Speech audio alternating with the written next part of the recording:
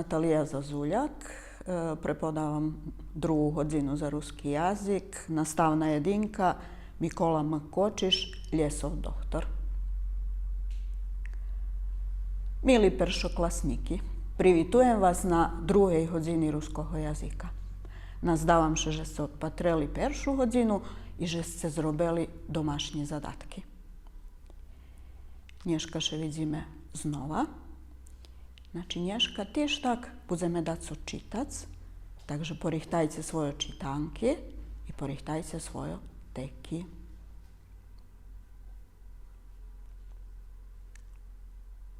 Keď ste hotovi, môžeme počať. Znači, budeme tiež tak dneška dať so čitac, ale co, ani dneška vám nevyvolám, ale vám nezadam загадку, як вчора, але будемо бавити jedno bavisko.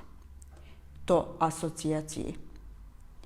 Може би ste také bavisko bavili už za svoju učiteljku, a keď ste nje, veska vjerojatno ste to patreli na televiziji. Naša asocijacija bude mať 3 kolóny A, B i V. U každej kolóny máme 4 slova, ktoré budeme jedno po jedno postupne otverať, že by sme došli do riešenia tej kolóny. Tiež tak i kolónu B i kolónu V. I već to ti 3 konečni riešenia, treba, že by nám dali riešenie našej asociácii, a riešenie našej asociácii to bude i náslov toho, co my budeme dneška čítať. Preto môžeme počať. Ajde, rušíme od kolóny A. I to A1.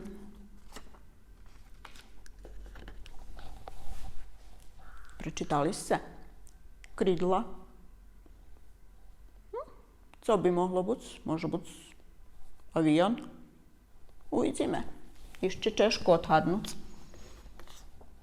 Ideme A2. A teraz už môže byť i ľahčejšie. Pírje. Keď dahto už rišel, to tu našu kolonu, naj sebe zapiše da jaki bodi i vecka sve bude rahovac. Ideme dalje. A3. Džubok. Džubok, to, co ktoška daco, džube. Ja dúfam, že ešte viacej od vás rišeli teraz tú asociáciu, odnosno tú našu kolonu, ale za to otvoríme ešte i A4, da vidíme, co tu píše. Hnízdo. Teraz dúfam, že ste už všetky rišeli uspešno kolonu A, da ju otvorím. Znači, rišenje kolony A, ptica. Dúfam, že konečné riešenie ešte bude takú ťažko dojsť do ňoho. Tak počneme zo kolónu B. Ajde tu rušíme od najväčšieho, od B4. Pečárky. Dúfam, že ešte vše ťažko, ale za to vidíme, co tu. Vovk. Probujte.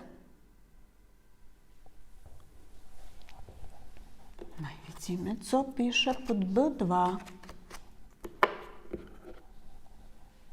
Vivírka. 2 životini, pečárky. Keď dahto rišel, naj sebe zapíše body. A uvidíme, či točno rišel. Dreva. Ľahčejšie vám teraz. Dreva, vivírka, vovk, pečárky. Zdohadnite, що šveta kolo nás. Tak, dúfam, že ste všetky úspešno riešili kolónu B. Znači, tam, kde toto všetko tu, co sme prečítali, žije, to les. Znači, máme teraz už 2 kolóny riešení. Ptica i les. Veľo ptici žijú u lješe i ne znam baš či bi sme tako i mogli prepoznať, že o ktorej ptici tu slovo. Zato думам, že treba, že by sme počali otverac kolonu V. Ajde rušíme tak gdje od čtretku. V, 2.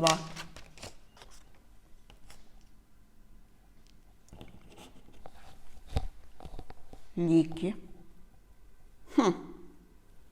Tako zbunjuje. Ajde ptica ljes. Povezani. Jakže teraz tu vi našli líky? Nič, ideme dalje. Ajde V3. Sluchalki. Jaki sluchalki teraz už čitotico muziku sluhame, či co? Ajde ešte jedno.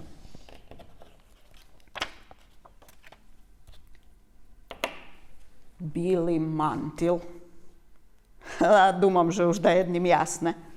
Ali ajde. Ideme ešte i to tu našu V1. Ambulanta. Tak, jasne? Tak. Slovo o likarovi, lebo o doktorovi. I думам, že nam teraz ostala najlješćejša robota, bo šitsko calkom jasne. Znači, ljes, ptica, doktor. Znači, nješka, budeme čitac, ljesovim doktorovi. Znači, ja napišem naslov, tu jak rješenje našej asocijaciji, a vi napišite do vaših tekoh.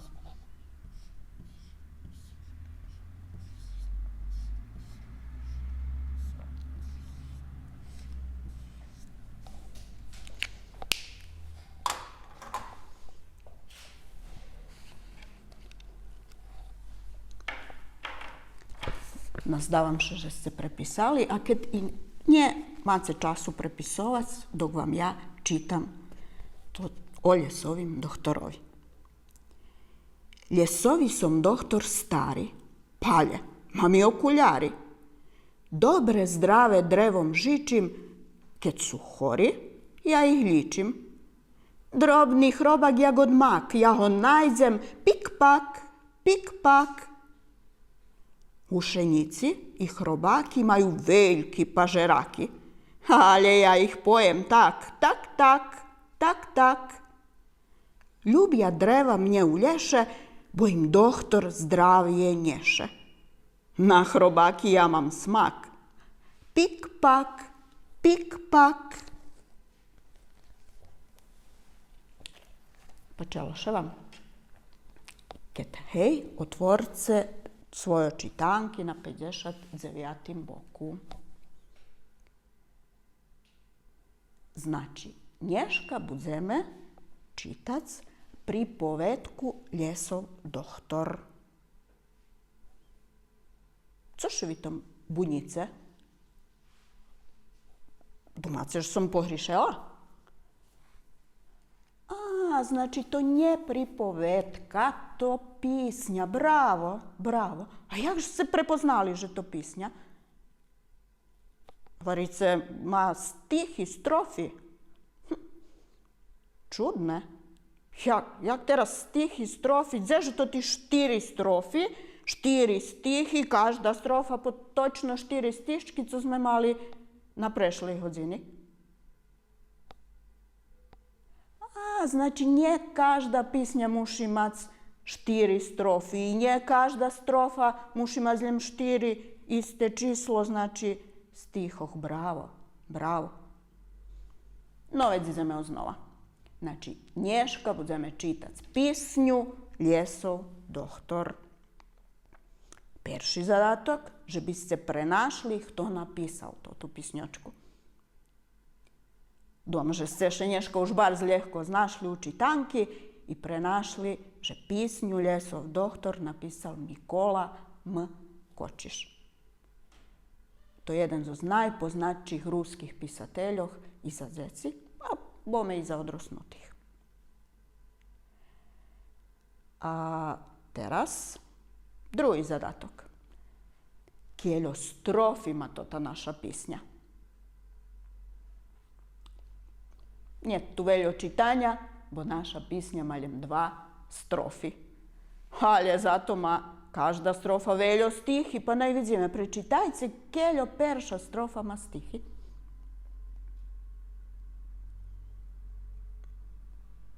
I keljo ste načitali?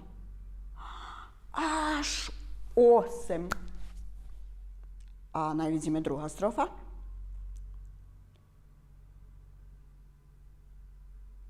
Išće vecej. Znači, druga strofa ma až 10 stihi. Znači, nješka sme upoznali jednu interesantnu pisnjočku. Ma malo strofi, ali maju zato to ti strofi veljo stihi. I ani nje jednake číslo. Perša strofa 8, druga strofa 10. Znači, vidíme, že pisnjočki môžu buď zbar zrižnorodni. Krašne. A teraz ja ešte raz prečitam pisnju Ljesov doktor, a vaš zadatok, že biste provadzeli v jednozobnu čitanke i co vecej stvari o Ljesovim doktorovi zapametali. Bo budeme o tim pripovedac.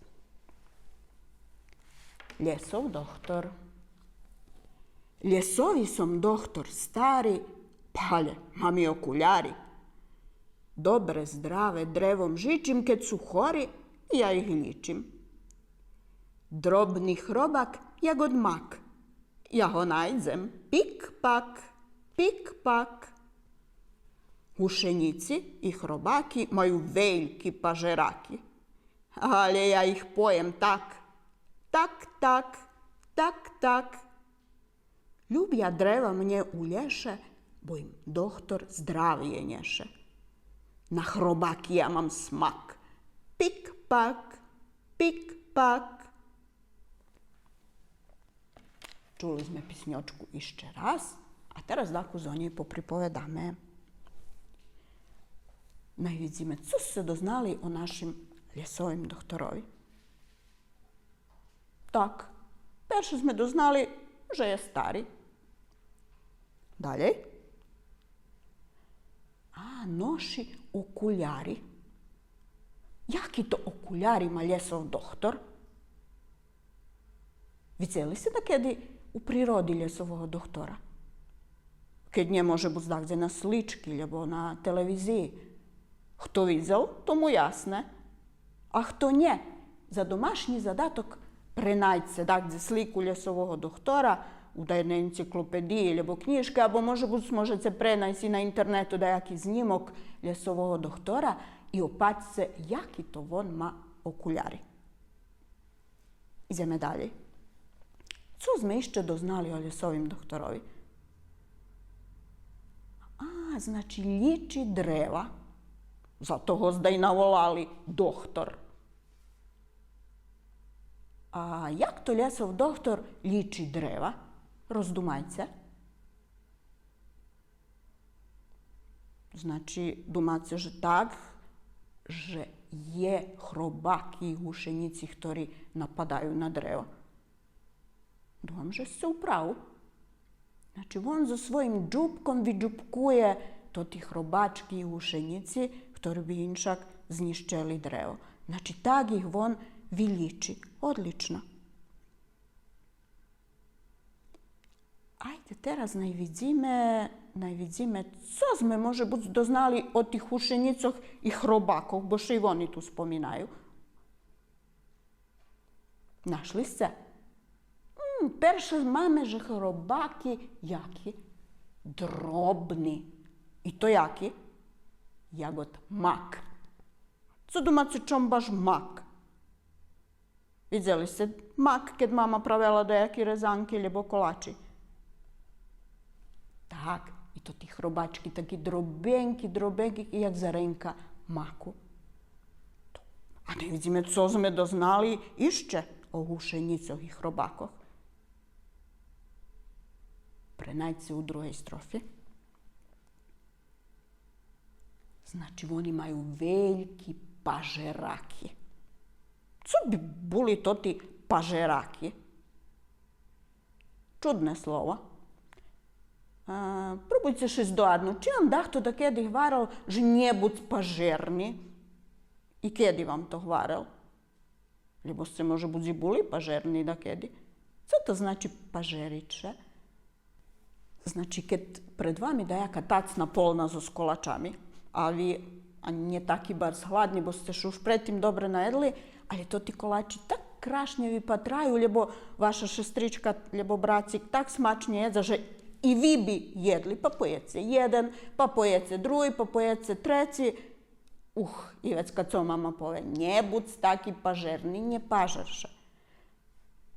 Znači, že pažerak ma vjazi so zjedzenjom. A pažerak to nam u stvari jedna čast cela i nam ľudzom, a i všetkým drugim životinjom. Keď jedzenje vežnjeme do ustoh, ono že bi došlo po žaludok, muši prejsť pred to pažerak dok budete starši, da budete učiť, že šo on inčak vola i jednjak. Ali nevažne. Znači, to ti hušenici i hrobaki, ktorí majú veľký pažeraki, u stvari jaki, pažerni i ljubja veljo i možu veljo jest. Ideme dalje. Ne znam či ste obačeli, ali u tej pisnjočki je zdajaki interesantni stiščki. Pik pak, lebo tak, tak. Co domace, čom baš tak? I co to? Tak, upravu se. Znači, to zvuk, ktorý čujeme, keď Ljesov doktor so svojim džupkom bije do dreva. I džupka to tih robaki i hušenici. Keď to dajaki zvuk, kto ču to zvuk, točno bude znať, jak ho má prečitac. Znači, dok budete čitac to tu pisnjočku, co domace, či to ti stiščki budete čitac tak pocihi, pomali, či dajaginčak? Tak, budete ih čitac hlasno, oštro, tak jak co še Ljesov doktor odzýva, jak co čujeme, keď on so svojim džupkom bije po steblu. Bravo. A teraz ideme dalej. Doznali sme, že dreva ljubija Ljesovog doktora. Rozdumajte, čom ho oni tak ljubja?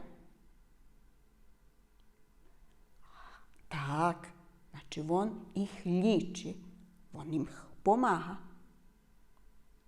Hajde rozdumajme. Znači, Ljesov doktor robi dobro i sebe. Keď džupka, hrobački i hušenici, znači on še naje, on bude siti, ali ne robi dobro ljem sebe. On pomaha i drevom. Ozdravi ih.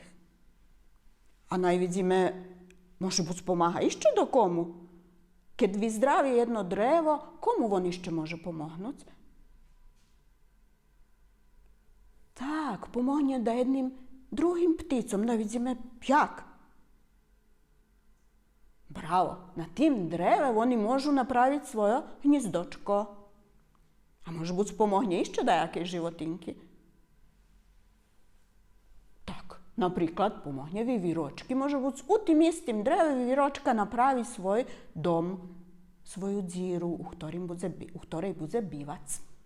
Bravo. A najvidíme, keď Ljesov doktor vyzdraví drevo, či i mi ľudze máme dajako ohasno od toho? Tak, máme i to veľo. Ja dom, že všetky ľubice prechodziť še po lješe, pretože tam švíži vozduch. Môžeme še skryť pod toto drevo do hladku. A zdohadni se še co sme pripovedali na švetu kolo nas. Dreva to mali fabriki čistogo vzduhu. Znači, kad drevo zdrave, ono nam može napraviti veľo oksigenu, veľo čistogo vzduhu, ktorý mi budeme vecka udihovac.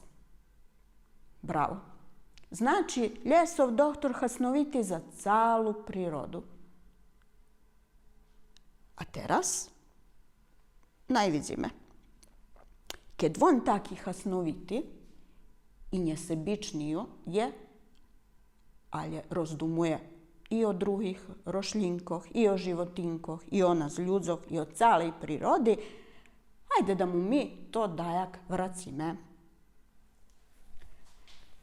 Ja mu tu pojihtala da skeljo ušenici i hrobački i budzeme ho karmic.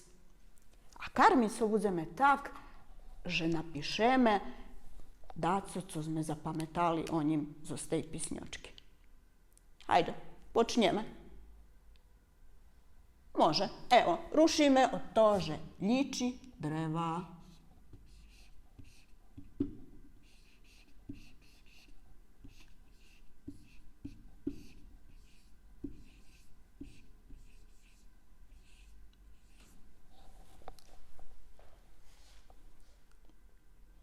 Možete i vi prepisovati do svojih tekoh. Ajde, co išće bismo mogli napisati? Liči dreva. Ajde. Džube.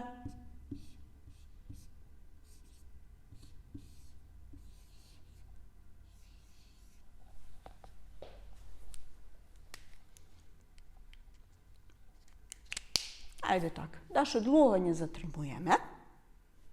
Vi doma na karmice svojego ljesovog doktora zasoveci ušenicami i hrobačkami. Znači, zdumajcie išće da skeljo virazi slova, co ste upoznali i co ste doznali o ljesovim doktorovi. Hto keljo se? Hto se da jeho ljesov doktor budze bar siti, napiše vece ih.